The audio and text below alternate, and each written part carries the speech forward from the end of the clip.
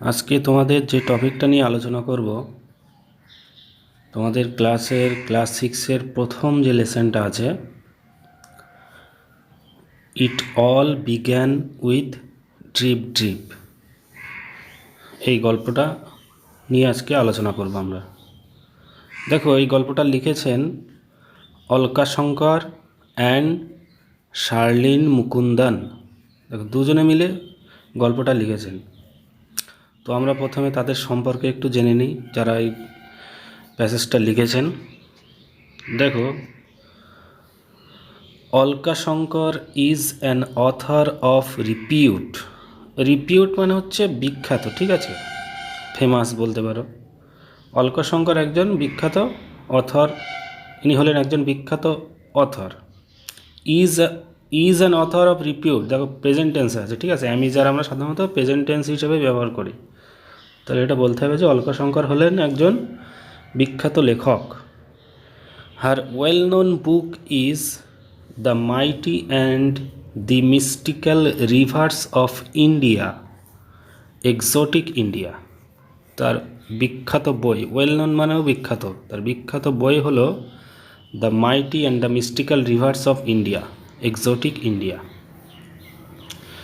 She is famous for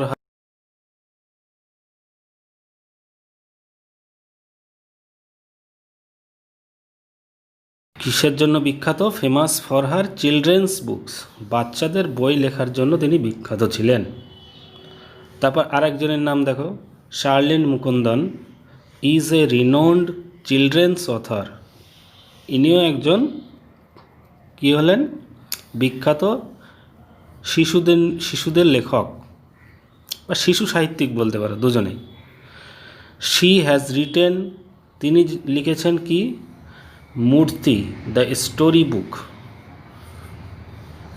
in collaboration with Alka Shankar. অলকাশঙ্করের সহযোগিতায় তিনি গল্পটি লিখেছেন, তার নাম হলো Murti the story book in collaboration with. দেখো, এটা হচ্ছে একটা প্রিপোজিশনাল ফ্রেজ, ঠিক আছে। আমরা প্রিপোজিশন জানি, পার্টস অফ স্পিচে তোমরা জেনেছো প্রিপোজিশনে কয়েকগুলো শব্দ নিয়ে যে প্রিপোজিশনগুলো গঠিত হয় তাকে বলা হয় prepositional phrase. In collaboration with, তিনটে ওয়ার্ড নিয়ে এখানে একটা প্রিপোজিশন, ঠিক আছে। এই জন্য এদেরকে বলছে প্রিপোজিশনাল ফ্রেজ। এর মানে হলো সহযোগিতায়, ঠিক আছে। তো অলকাশঙ্করের সহযোগিতায় শার্লিন মুকুন্দন যে কাজটা করেছেন সেটা হলো মূর্তি দ্য স্টোরি বুক, এই বইটা তিনি লিখেছেন। তো এই গেল লেখক পরিচিতি বা লেখকদের পরিচিতি, দুজনে মিলে লিখেছেন যেহেতু। তারপরে দেখো, লেটস শেয়ার বলছে। লেটস শেয়ার মানে ভাগ করে নেওয়া যাক, আর লেটস স্টার্ট মানে শুরু করা যাক, ঠিক আছে। যাই হোক, দেখো লাল রঙের যে লেখাটা আছে এখানে একটা কোশ্চেন আছে। Which of the following actions would you consider to B,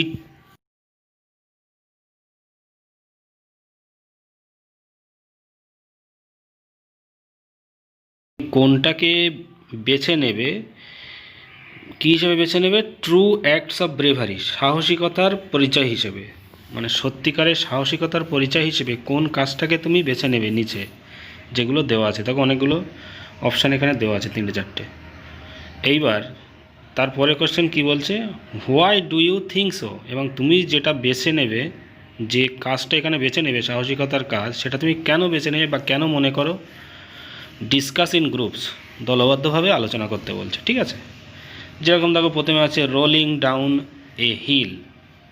rolling down a hill মানে রোলিং ডাউন বলতে ঘুরপাক খেতে খেতে পাহাড় থেকে নিচের দিকে পড়া আর কি, ঠিক আছে। হিল মানে পাহাড় আমরা জানি। তারপরে আছে swimming against the tide. Tide মানে ঢেউ, এগেনস্ট মানে বিরুদ্ধে, তাহলে ঢেউয়ের বিরুদ্ধে সাঁতার কাটা, ঠিক আছে, মানে ঢেউয়ের প্রতিকূলে সাঁতার কাটা আর কি বলতে পারো। তারপরে কি বলছে? Rescuing people from a house on fire. যে বাড়িতে আগুন লেগেছে, কোনো একটা বাড়িতে ধরো আগুন লেগেছে, সেখান থেকে মানুষজনদেরকে উদ্ধার করা, রেস্কিউ মানে উদ্ধার করা, রেস্কিউ থেকে রেস্কিউইং উদ্ধার করা। তারপরে কি বলছে, saving a person who is drowning. বলছে হু ইজ ড্রাউনিং মানে জলে ডুবে যাচ্ছে কেউ একজন, তো এমন কোনো ব্যক্তি জলে ডুবে যাচ্ছে তাকে রক্ষা করা। তো এই 3-4 রকমের সাহসিকতার কাজ আছে, এর মধ্যে তোমার কোনটা তুমি বেছে নেবে এবং কেন বেছে নেবে সেটা দলবদ্ধভাবে নিজেদের মধ্যে আলোচনা করতে বলছে। যাই হোক, এটা একটা আলাদা পার্ট। এবার দেখো আমরা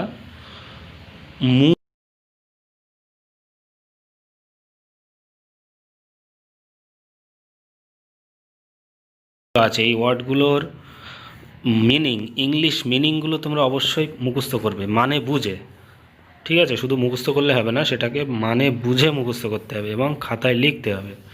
এই ওয়ার্ডগুলো দেখো প্রত্যেকটা পার্টের শেষে এর মানেগুলো এখানে এই ওয়ার্ড নেস্টের ভিতরে দেওয়া আছে। ঠিক আছে, এই মানেগুলো আমি তোমাদেরকে বলে দেবো, তোমরা নিজেরা এটার ইংলিশে কেমন হয় মানে সেটা মুখস্থ করার চেষ্টা করবে, অ্যাজ ওয়েল অ্যাজ এর বাংলা মানেটাও জেনে রাখবে।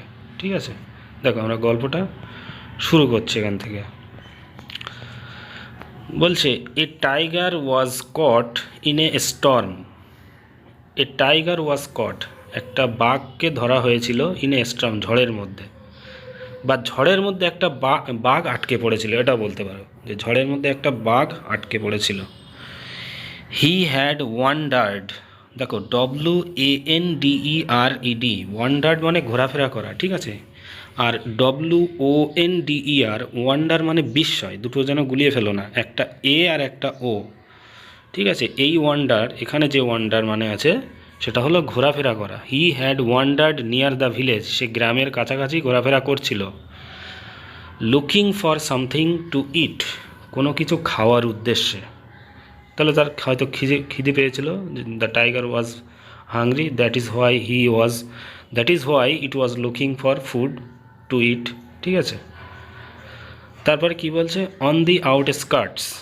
দেখো আউটস্কার্টস মানেটা কেন কি বলছে, বলছে parts of the village or city farthest from the central area. ধরো একটা শহর, ধরো কলকাতা শহর বা বারাসাত শহর। কলকাতা শহর হচ্ছে কলকাতা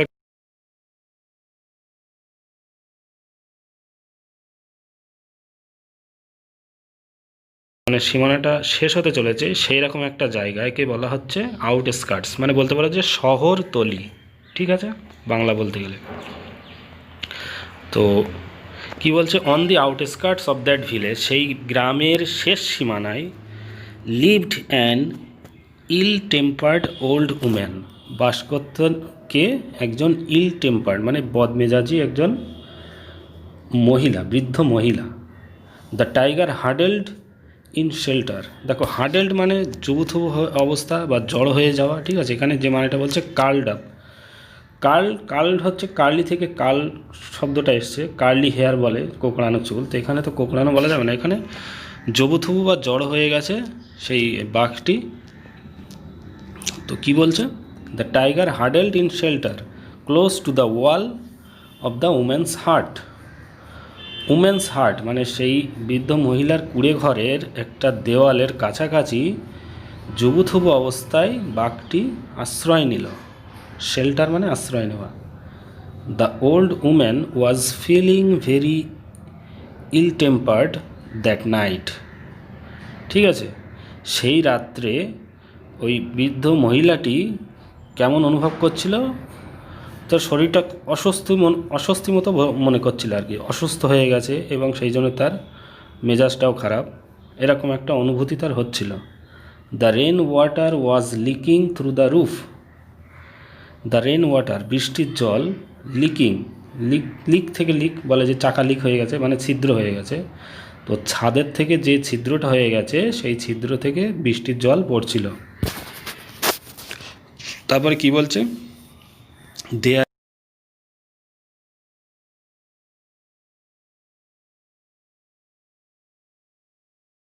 এখানে ড্রিপ এই শব্দটা ব্যবহার করা আছে। বলছে এই যে বৃষ্টি, এই বৃষ্টির থেকে আর রেহাই নেই। স্কেপ মানে অ্যাকচুয়ালি পালানো, তো এখানে তো পালানো কথাটা বলা যাবে না, বলতে পারে যে বৃষ্টির থেকে মনে হয় আর রেহাই পাওয়া যাবে না, এরকম মনে করছে। কে মনে করছে, সেই বৃদ্ধ মহিলাটি, she মাটার্ড angrily.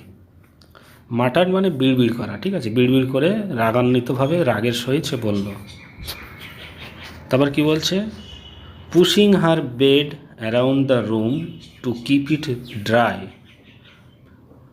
Pushing her bed, তার বেডটিকে ঠেলে দিল, অ্যারাউন্ড দ্য রুম, রুমের ভিতরে, রুমের চারিদিকে বলতে পারে। অ্যারাউন্ড দ্য রুম মানে অ্যাকচুয়ালি রুমের চারিদিকে, তো যে কোনো একটা সেফটি জায়গার দিকে সে বেডটা সরিয়ে দিল, টু কিপ ইট ড্রাই, এটাকে শুকানোর উদ্দেশ্যে বা শুকনো করার উদ্দেশ্যে, মানে সেই বৃষ্টির জলের হাত থেকে। তারপরে কি বলছে, she shoved the bed and a tin trunk against a wall. She শোভড, দেখো শোভ মানে এখানে কি বলছে, pushed something in a rough way. Pushed something in a rough way মানে জোর করে ঠেলে দেওয়া। রাফ মানে কি, মানে জোরপূর্বক ঠেলে দেওয়া, ঠিক আছে, নট জেনারেলি, রাফলি ঠেলে দিল। শি শোভড দ্য বেড, বেডটাকে জোর করে ঠেলে দিল, and a tin trunk against a wall, এবং সেই দেয়ালের পাশে একটা টিনের বাক্স রেখে দিল। দ্য ওয়াল শুক, তারপর কী হচ্ছে, দেওয়ালটি কেঁপে উঠল, ঠিক আছে। তারপর কি বলছে, this drip drip will be the death of me, she shouted. She shouted মানে চিৎকার করে ওঠা, ঠিক আছে, সে চিৎকারটা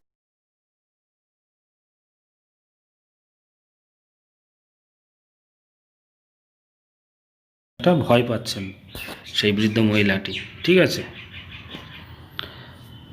তারপরে কি বলছে, the tiger on the opposite side of the wall felt the wall shake and was frightened.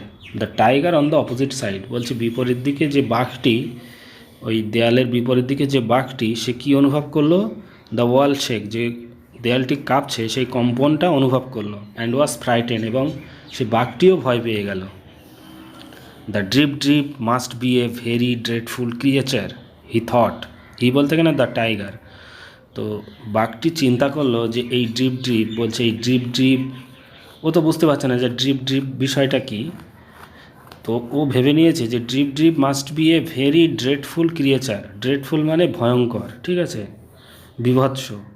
বলছে হয়তো এই ড্রিপ ড্রিপ কোনো অবশ্যই, মাস্ট বি মানে অবশ্যই, অবশ্যই কোনো ভয়ঙ্কর প্রাণী হতে পারে, বা ভয়ঙ্কর কোনো প্রাণী হবে, এইটা ওই বাঘটি ভাবলো। মিন হোয়াইল, ইতিমধ্যে ভোলেনাথ, দেখে একটা আরেকটা ক্যারেক্টারের এন্ট্রি হলো, সূচনা হলো। দেখো, ভোলেনাথ দ্য পটার, পটার মানে যারা মাটির জিনিসপত্র তৈরি করে, তাই তো, তাদেরকে কী বলে, কুমোর। The Potter was out in the night, তাহলে ভোলেনাথ হলেন একজন পটার, সে ওই রাত্রে বাইরে ছিল। Looking for his donkey in the storm, সে কি খুঁজছিল, ঝড়ের ভিতরে তার গাধাটাকে খুঁজছিল। ডানকি মানে গাধা, আমরা জানি, ডানকিটাকে খুঁজছিল। সাডেনলি, হঠাৎ, he saw an animal huddled in the dark against the wall of the woman's huts. হঠাৎই সে দেখলো একটা পশু, huddled in the dark against the wall,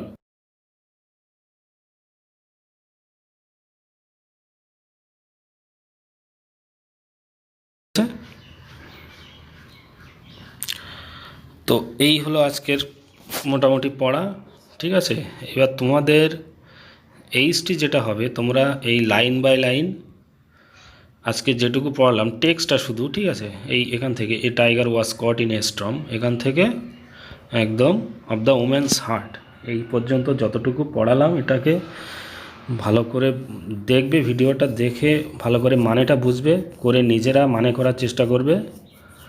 R HT হচ্ছে তোমরা এই প্রত্যেকটা লাইন বাই লাইন লিখবে, ঠিক আছে, খাতায়, ফেয়ার খাতায় লিখবে।